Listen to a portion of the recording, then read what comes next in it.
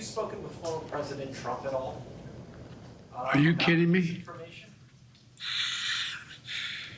Mr. President Trump, former President Trump, get a life, man. Help these people. Will you hold him accountable? You said you were going to hold those accountable. Public will hold them accountable. You better than the press hold them accountable because you know the truth. Will you, do you plan to speak with former President Trump? No.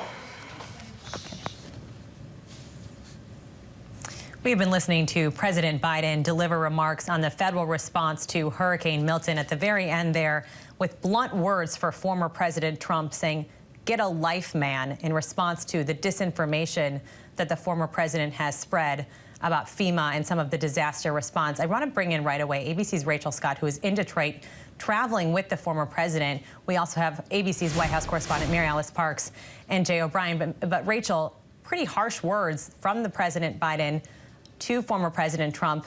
Has Trump backed off at all?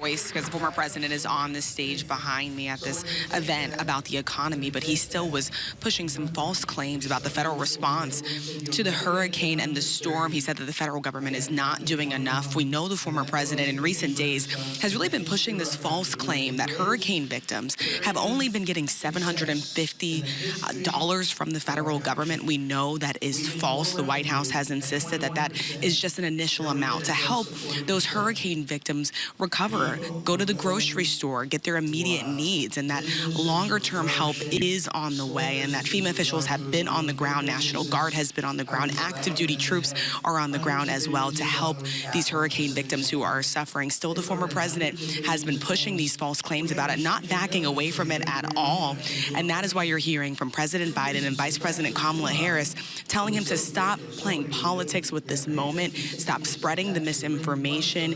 The president saying once again today that it's causing unnecessary panic, Elizabeth. Rachel Scott live in Detroit, where former President Trump is speaking just behind her there. Let's go to ABC's Mary Alice Parks. Mary Alice, we heard President Biden also detail the response from federal officials, laying out that this will be a long haul to rescue, recover, and rebuild. Did he sound that the federal response is prepared? Kind of give us the play-by-play of what is actually underway right now when it comes to the response to Milton on the ground from what we heard from the president. Yeah, you heard him talk, Elizabeth, about all the calls that he's been having with local officials there on the ground, making sure that the federal government was responding to needs, that they are still doing a damage assessment, that local officials are trying to figure out where the direct needs are. He talked about how FEMA will be setting up local neighborhood response centers so people can come and apply for more aid. But right now, the focus remains on search and recovery. We know that there's about 8,000 federal personnel that have been on the ground in the region. That includes about 1,500 search and rescue folks of the National Guard. He talked specifically about the work that the military is doing, his conversations with DOD to make sure that the Coast Guard and other sort of branches of the Pentagon are really making a point of supporting civilian search and rescue as well, that they bring an expertise in this moment that is really necessary and important. I mean, look, the president wants to make sure that people feel like the federal government is there and responding to the needs as they figure out what exactly those needs could be. And he said, you know, one of the big concerns is that often lives are lost in the days after a hurricane.